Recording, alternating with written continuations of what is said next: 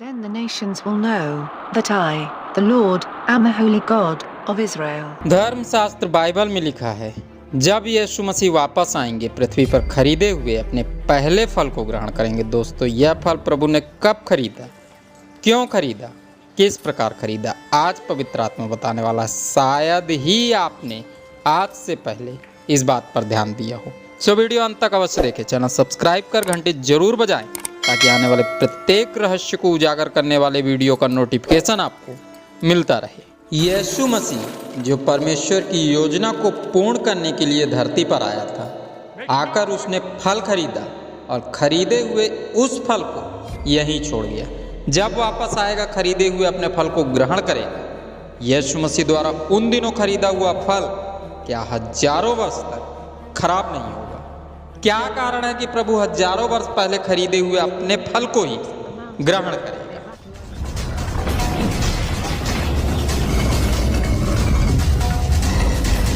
यह कोई प्रमाण नहीं, सिर्फ और सिर्फ बाइबल की भविष्यवाणियों की गणनाओं पर आधारित अध्ययन है। आज के जवान फेसबुक, इंस्टाग्राम, व्हाट्सएप इत्यादि कई सोशल साइट्स के द्वारा व्यर्थ के विचारों में अपने जीवन के अनमोल समय को गंवाते जा रहे हैं। इसी मूल्यवान समय का यदि सही उपयोग किया जाए तो प्रत्येक जवान आसमान की बुलंदियों को छू लेगा। अपने सभी कार्यों को पूरा करने के बाद भी उसके पास इतना समय बचेगा कि वह आसानी के साथ अपना संबंध सृष्टि को चलाने वाले पवित्र परमेश्वर के साथ बनाने पाएगा। पर ज्यादातर जवानों की बुद्धि में शैतान इस बात को भरता जा रहा है कि धर्म उनके लिए है जो मृत्यु के करीब आ पहुंचे हैं। आपके पास तो अभी बहुत समय है, जीवन के रस का आनंद लीजिए। जब मृत्यु करीब पहुंचेगी तब आप अपने गार्जियन की तरह ही धार्मिक बन जाइएगा।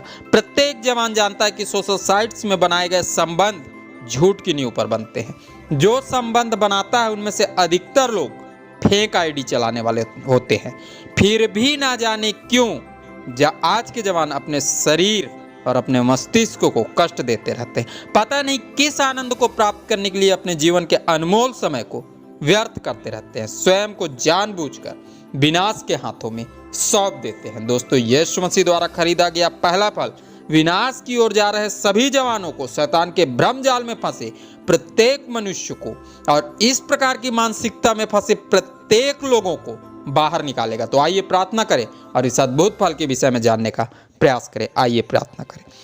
धन्यवाद राजाओं के राजा, प्रभु के प्रभु यीशु मसीह, हम आपका धन्यवाद करते हैं कि जब आज की इस पवित्र दिन में आप अपनी पवित्र आत्मा के द्वारा प्रभु जी हमें पवित्रता का भेद बताने वाले हैं। प्रभु उस फल की जानकारी को देने वाले हैं जो पिता हमारी आने वाली पीढ़ी को पिता परमेश्वर सही कर सकता है। तो पिता हमारी आत्मिक आंखों को खोल। तेरा धन्यवाद, तूने प्रार्थना सुना, यीशु के नाम से मांगते हैं, आमीन। दर्शन के 14 अध्याय में आत्मा यीशु मसीह के वापस आने वाला स्थान बताता है जहां परमेश्वर का तीसरा मंदिर बनेगा। यरूशलेम के उसी पवित्र पर्वत पर स्वर्ग से आने वाली वीणा की मधुर आवाज और आप पवित्र आत्माओं का भेद बताता है। प्रत्येक सच्चे खरे विश्वासी स्वर्गीय आराधना में शामिल होकर आनंद में भरकर पूरी ऊर्जा के साथ प्रभु परमेश्वर की महिमा और आराधना करेंगे, स्तुति का नया गीत गाएंगे। दोस्तों, लंबी वर्षिप के बाद विश्वासी थक सकता है, अपनी क्षुधा को मिटाने के लिए प्रभु की ओर निगाह उठा सकता है। शायद इसीलिए पवित्र आत्मा वर्षिप के तुरंत बाद उस फल की जानकारी दे रहा है जिस फल को हजारों वर्ष पहले परमेश्वर के इकलौते पुत्र ने खरीद लिया था। आप इस विषय में क्या कहना चाहेंगे? कमेंट में अवश्य लिखें। प्रभु पर सच्चा विश्वास करने वाले प्रत्येक विश्वासी कमेंट में जय मसीह लिखकर प्रभु की महिमा जरूर करें। दोस्तों, मसीह यीशु के वापस आते ही नजर आने वाला वह अद्भुत फल जिसका उपयोग प्रभु अपने पिता की महिमा के लिए हजारों वर्ष से करता आ रहा है, जिस फल के द्वारा वह भले और बुरे का ज्ञान देने वाले फल के उस दूषित परिणाम को जो परमेश्वर की आज्ञा के टूटते ही आदम और हवा में समा गया था, जो घातक पाप पीढ़ी दर पीढ़ी प्रत्येक मनुष्य में उतरता आया है, जिस पाप को समाप्त करने के लिए यीशु मसीह ने अपने अनमोल रक्त को बहाया था, अपने लहू के दाम से उसी फल को खरीद कर प्रभु प्रत्येक मनुष्य में भरे हुए वही आरंभिक पाप को धोने का प्रयास कर रहा है। दोस्तों, वह फल जिसका इस्तेमाल प्रभु पिता की महिमा के लिए कर रहा है, परम पवित्र परमेश्वर की उत्तम रचना को जो बिगड़ चुकी थी उसे पुनः जैसा परमेश्वर बनाना चाहता था वैसा ही आदमी बना रहा है। आदमी के रचे जाने के उद्देश्य को प्रत्येक मनुष्य को समझा रहा है। दोस्तों, मनुष्य को प्रभु ने इसीलिए रचा था ताकि वे प्रभु की महिमा और स्तुति करें, अपने जीवन को आराम के साथ व्यतीत करें। आदि में भी शैतान व्यर्थ के विचारों को डालकर मनुष्य को परमेश्वर से दूर कर दिया था। आज भी व्यर्थ के विचारों में फंसकर मनुष्य परमेश्वर से दूर होता जा रहा है। सो इस फल के पास जाकर जिसे यीशु मसीह फिर ग्रहण करेगा, अपने आप को हम व्यर्थ के विचारों से बचा सकते हैं। पवित्र आत्मा विश्व की प्रत्येक कलीसियाओं से कहना चाहता है कि प्रकाशित वाक्य की पुस्तक उसके 11 अध्याय के 12 पद में लिखे वचन के अनुसार जो आत्माएं बड़ा शब्द के सुनाई देते ही सादेन स्वर्ग में उठाई जाएंगी, उन पवित्र विश्वासियों की आत्माएं होंगी जो सच्चाई के साथ जीवन जिएंगे, खराई के साथ परमेश्वर के अनुग्रह का सुसमाचार सुनाएंगे और साथ ही व्यभिचार अर्थात व्यर्थ के विचारों से कोसों दूर रहेंगे। पिता परमेश्वर व्यभिचारियों से अत्यंत घृणा करता है, पर आज इंटरनेट के द्वारा अधिकतर मनुष्य व्यभिचारी होते जा रहे हैं। शैतान द्वारा लगातार फैल रहे भ्रमजाल में फंसकर समलैंगिक भी बनते जाते हैं। ये पाप इतने विनाशकारी हैं कि मनुष्य के मन मस्तिष्क को भ्रष्ट करके उसकी आत्मा को अनंत विनाश की राह में आगे बढ़ा देते हैं। आज की पीढ़ी को निसंतानता का दंश भी इन्हीं व्यर्थ के विचारों के कारण भोगना पड़ रहा है। सो वीडियो अपने मित्र और रिश्तेदारों को जरूर शेयर करें ताकि वे भी आरंभ हो चुके शैतान की चाल को आसानी के साथ समझ सकें। दोस्तों, जिस सर्वशक्तिमान ने मनुष्य को रचा है वो हमारी दैहिक आवश्यकताओं को भी बहुत अच्छी तरह जानता है। इसलिए उसने प्रत्येक मनुष्य की पसली से उसकी समानता में नारी जाति को निर्मित किया है। कुरिन्थियों की पहली पत्री उसके 7 अध्याय के 10 पद में स्पष्ट आदेश दिया है कि पति अपनी पत्नी के साथ ही मेल रखे, पत्नियां अपने पति के साथ ही संबंध स्थापित करें। इसीलिए उसने अदन की बारी से ही विवाह की उत्तम विधि को आरंभ कर दिया है। इब्रानियों की पत्री उसके 13 अध्याय के 4 पद में स्पष्ट लिखवा दिया है, विवाह सब में आदर की बात समझी जाए और विवाह बिछौना निष्कलंक रहे, क्योंकि परमेश्वर व्यभिचारियों और परिस्त्रीगामियों का न्याय करेगा। सो प्रत्येक जवान संयम रखे, प्रत्येक मनुष्य व्यर्थ के विचारों में फंसने से बचा रहे, क्योंकि व्यर्थ के विचार उसी मनुष्य के मन मस्तिष्क में उपजेगा जो अपने जीवन संगनी से, अपने जीवन साथी से दूर रहेगा। परम बुद्धिमान राजा सुलेमान नीति वचन की पुस्तक उसके 5 अध्याय के 10 पद में स्पष्टता के साथ कहते हैं, ऐसा करने पर पराये तेरी कमाई से अपना पेट भरेंगे और परदेसी मनुष्य तेरे परिश्रम का फल अपने घर में रखेंगे। अर्थात इस परिश्रम से उपजी संतान आपकी नहीं पर उसकी कहलाएगी जो उसका जीवन साथी है। बाइबल में लिखे एक एक शब्द महत्वपूर्ण है, सो प्रत्येक वचन को ध्यान से समझें। अंतिम दिन आरंभ हो चुके हैं, शैतान द्वारा फैल रहे मायाजाल से बचे रहें।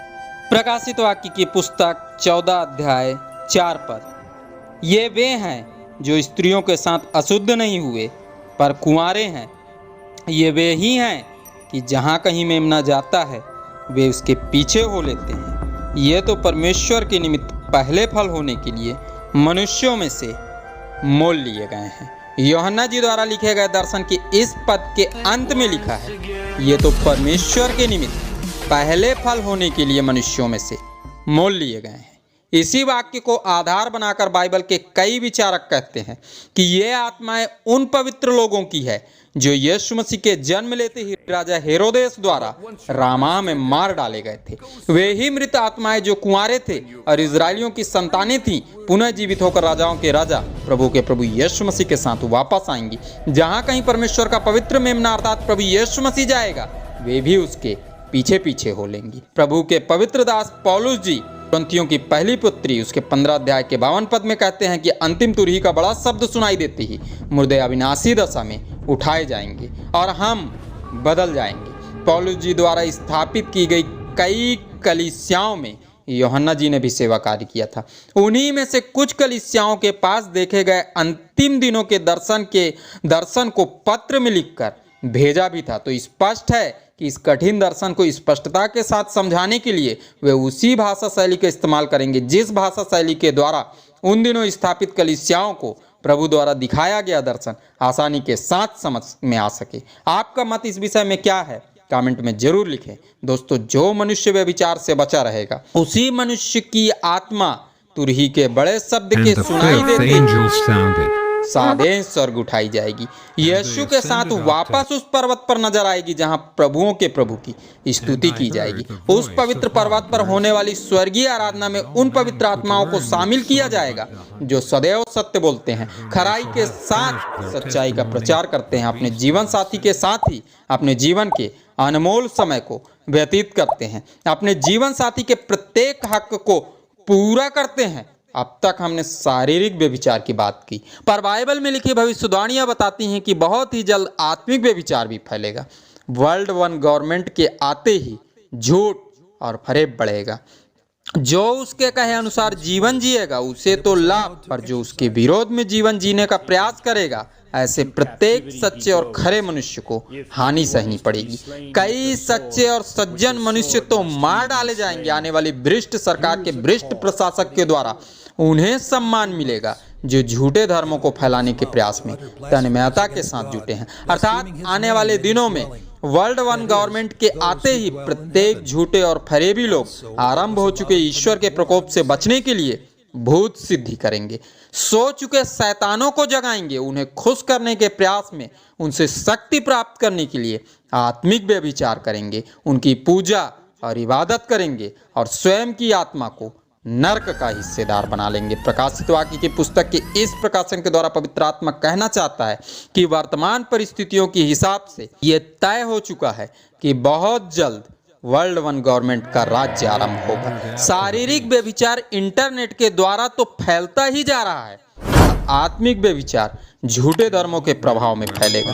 विश्व के अधिकतर मनुष्य व्यभिचारी और समलैंगिक होकर परमेश्वर के प्रकोप को और भी बढ़ाएंगे। दोस्तों, उन दिनों जल प्रलय आया था, आने वाले दिनों में अग्नि प्रलय आएगा। सो परमेश्वर के आने वाले महाप्रकोप से सृष्टि को प्रभु यीशु मसीह द्वारा खरीदे गए वे ही फल बचाएंगे जिन्हें प्रभु यीशु मसीह ने अपने रक्त का दाम चुकाकर खरीद लिया है। दोस्तों, सर्वशक्तिमान परमेश्वर ने यीशु जी के लहू के दाम में पहले फल होने के लिए शैतान के राज्य से उन्हें खरीद लिया है जो सच्चे, खरे और पवित्र विश्वासी हैं। यीशु के लहू के दाम में खरीदे हुए इन्हीं फलों के द्वारा ईश्वर आरंभ से चले आ रहे मनुष्य में बसे हुए आदम के सभी पापों को धोता जा रहा है। प्रभु यीशु मसीह के वापस आते ही मनुष्यों में से मोल लिए गए यीशु जी के ये पहले फल परम पवित्र परमेश्वर की स्तुति करेंगे, उसकी महिमा के लिए नया गीत गाएंगे। यह नया गीत विश्वासियों को कौन सिखाएगा? पवित्र आत्मा प्रकाशित वाक्य की पुस्तक उसके 15 अध्याय के 3 पद में बताएगा। सो इस चैनल में प्रत्येक शुक्रवार अपलोड होने वाले वीडियोस जरूर देखें।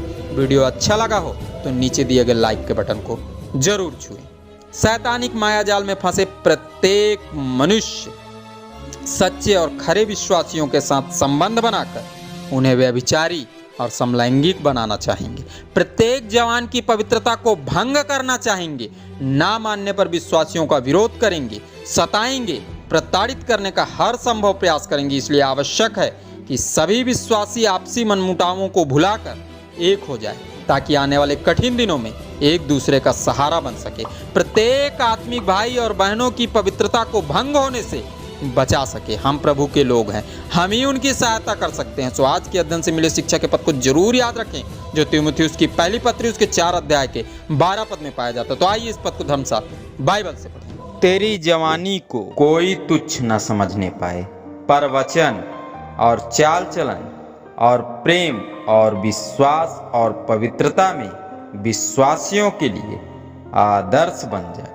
आप सबों ने इस अध्ययन को ध्यान से सुना।